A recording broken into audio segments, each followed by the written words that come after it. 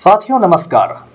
पटना बिहार से मैं Amitabh Kumar Das, IPS 94 batch, और आप देख रहे हैं मेरा अपना YouTube चैनल दास बोले बिंदास। क्योंकि जब बुज़दिलों ने मुंह में दही जमा लिया हो तो दास का बिंदास बोलना जरूरी हो जाता है। साथियों, आज मैं आपको एक बहादुर किसान नेता की कहानी सुनाऊंगा जिसने इस देश के अहंकारी प्रधानमंत्री नरेंद्र मोदी को पानी पिला दिया, मोदी की नाक रगड़ दी। उस बहादुर किसान नेता का नाम है राकेश टिकैत, और इस वीडियो को आप आखिर तक दिल थाम कर देखिए। साथियों, राकेश टिकैत का किस्सा सुनने के पहले BKU के बारे में जानना जरूरी है। BKU का मतलब है भारतीय किसान यूनियन। ये किसानों का संगठन है और इसका मुख्यालय है उत्तर प्रदेश के मुजफ्फरनगर जिले में सिसौली गांव में। BKU की स्थापना राकेश टिकैत के पिता महेंद्र सिंह टिकैत ने की थी। BKU से जो ज़्यादा लोग जुड़े हुए हैं वो पश्चिमी उत्तर प्रदेश के जाट लोग हैं। जाटों के पंचायत को खाप कहते हैं। खाप का जो प्रधान होता है वो चौधरी कहलाता है। तो महेंद्र सिंह टिकैत अपने खाप के चौधरी थे। ये चौधरी लोग बड़े पावरफुल होते हैं कि ये खटिया पर बैठकर हुक्का गुड़गुड़ाते रहते हैं और इनकी पूरी बिरादरी इनकी बात मानती है। महेंद्र सिंह टिकैत की मौत के बाद उनके दो बेटे नरेश टिकैत और राकेश टिकैत BKU में आ गए। नरेश टिकैत अध्यक्ष बने, लेकिन BKU का मुख्य चेहरा राकेश टिकैत थे। राकेश टिकैत पहले दिल्ली पुलिस की नौकरी करते थे, लेकिन बाद में खाकी वर्दी छोड़ के ये किसानों के नेता बन गए। साथियों, कुछ साल पहले 2014 में जब नरेंद्र मोदी की सरकार आई तो मोदी के जो मालिक हैं गौतम अडानी ने मोदी को हुक्म दिया कि ऐसे कृषि कानून पास करो, ऐसे कानून बनाओ जिससे किसानों के अनाज पर मेरा कब्जा हो जाए। अब आप जानते हैं कि जो नरेंद्र मोदी हैं वो गौतम अडानी के चपरासी हैं और दिन में 18 घंटे काम करते हैं जिससे गौतम अडानी का मुनाफा बढ़े। तो मोदी ने 3 कृषि कानून अडानी के हुक्म पर बनवाए और तीनों कृषि कानूनों को आनन फानन में संसद में पारित किया गया, लोकसभा में भी और राज्यसभा में। राज्यसभा में तो हद कर दी गई। जब वो कानून पारित हो रहा था तो RS टीवी जो था, राज्यसभा टीवी, उसको म्यूट कर दिया गया, उसकी आवाज़ बंद कर दी गई और सिर्फ ध्वनि मत से यानी हो हल्ला करके वो विधेयक पास कर दिया गया। राष्ट्रपति के दस्तखत हुए और उसके बाद जो विधेयक था वो अधिनियम बन गया, बिल से वो एक्ट बन गया। मोदी ने सोचा था कि सारे किसान लोग मन मार के इसको मान लेंगे, लेकिन इस बार मोदी ने रॉन्ग नंबर डायल कर दिया था।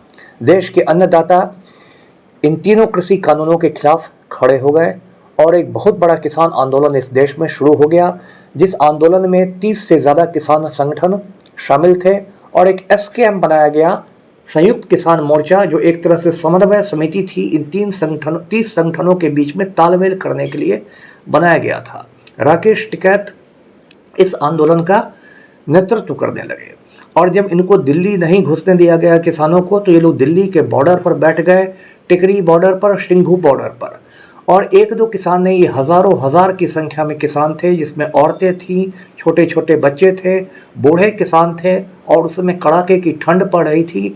इसके बावजूद ये किसान ट्रैक्टरों की ट्रॉलियों में खुले आसमान के नीचे सो रहे थे। शुरू में तो मोदी जी ने इन किसानों का मजाक उड़ाया, कहा कि ये लोग आंदोलन जीवी हैं, कुछ आंदोलन जीवी ऐसा कर रहे हैं। उस समय जो कृषि मंत्री थे नरेंद्र सिंह तोमर, उन्होंने भी कहा कि भीड़ से कानून नहीं बदलता है, और मोदी का जो गिरोह है वो बहुत हिकारत भरी नज़र से इस किसान आंदोलन को देख रहे थे।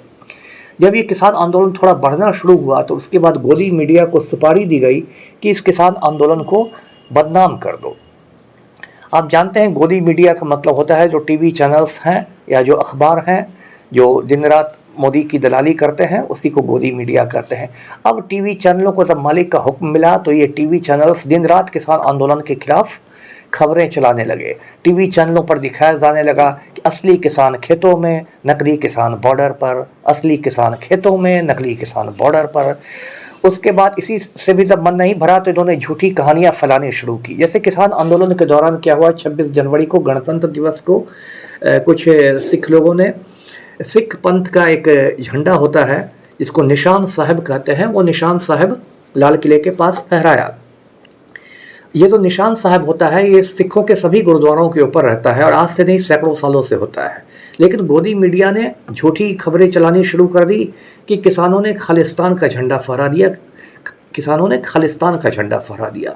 इस तरह से किसान आंदोलन को बदनाम करने का षड्यंत्र हुआ, साजिश हुई। लेकिन इसके बावजूद ये जो बहादुर अन्नदाता थे ये टस से मस नहीं हुए। उसके बाद मोदी का जो गिरोह है, नरेंद्र मोदी, गौतम अडानी, अमित शाह वगैरह, तब इन लोगों ने फैसला किया कि अब किसान आंदोलन को बिल्कुल कुचल दिया जाए, दमनकारी नीतियों से कुचल दिया जाए। मोदी सरकार में, भारत सरकार में गुंडा मिनिस्टर है, उसका नाम है अजय मिश्रा टेनी। अजय मिश्रा टेनी ने खुलेआम कहा कि मैं तो 1 मिनट में किसानों को सबक सिखा दूंगा, सीधा कर दूंगा। अब इस अजय मिश्रा टेनी का बेटा भी गुंडा है, उसका नाम है आशीष मिश्रा उर्फ मोनू। मोनू ने क्या किया कि उत्तर प्रदेश में एक जिला है लखीमपुर खीरी, यूपी का सबसे बड़ा जिला है, वहाँ किसानों की सभा हो रही थी। तो ये आशीष मिश्रा टेनू महिंद्रा की जो जीप होती है, थार जीप से आया और उसने किसानों पर अपनी जीप चढ़ा दी। उसमें 5 लोग कुचल के मारे गए। उसके बाद आशीष मिश्रा उर्फ मोनू फरार हो गया। लखीमपुर खीरी के जो नालायक डीएम थे उन्होंने झूठी बात मीडिया को बताई कि एक दुर्घटना में ये सब हुआ है, दुर्घटनावश ऐसा हुआ है। लेकिन किसी किसान ने मोबाइल पर वीडियो बना लिया था और वीडियो वायरल हुआ जिसमें स्पष्ट दिखाया गया था कि आशीष मिश्रा उर्फ मोनू उस गाड़ी को चला रहा था। इसके बाद आशीष मिश्रा उर्फ मोनू की गिरफ्तारी हुई और उसे जेल भी जाना पड़ा।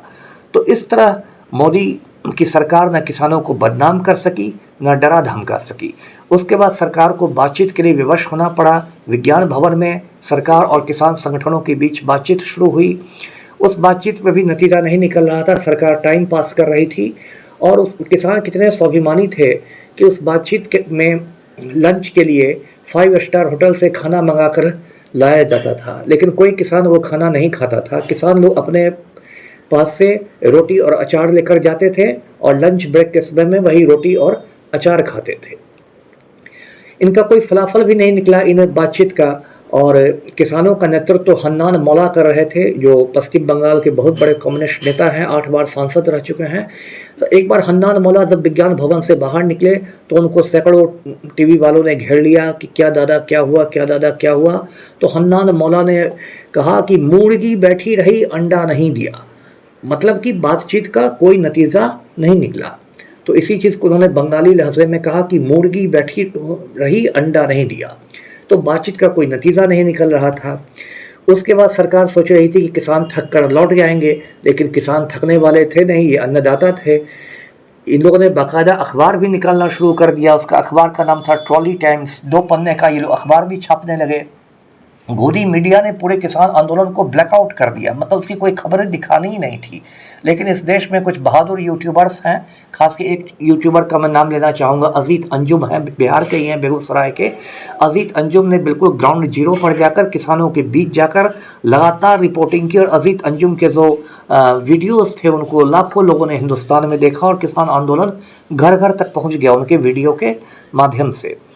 तो इस तरह ये किसान आंदोलन बढ़ता चला गया और माना गया कि दुनिया के इतिहास का ये सबसे बड़ा किसान आंदोलन हो गया। और इस किसान आंदोलन में लगभग 700 लोग, 1-2 लोग नहीं, 700 लोग शहीद भी हुए। जैसे बूढ़े बूढ़े किसान थे, ठंड में आए, इतनी ठंड थी कि उनको हार्ट अटैक हो गया, तबीयत बिगड़ गई और उनकी मौत हो गई। लगभग 700 किसान इस आंदोलन में शहीद हुए। लेकिन किसान बिल्कुल गांधी जी के रास्ते पर थे, बिल्कुल अहिंसात्मक तरीके से, बिल्कुल नॉन वायलेंट तरीके से वो लोग सरकार के खिलाफ अड़े रहे। इसमें बहुत सारे गीत भी लिखे जाने लगे। एक किसान हैं बल्ली सिंह चीमा, वो खेतों में किसानी करते हैं और गीत भी लिखते हैं। उनका एक गीत बहुत मशहूर भी हुआ कि ले मशाले चल चुके हैं लोग मेरे गांव के, अब अंधेरा जीत लेंगे लोग मेरे गांव के।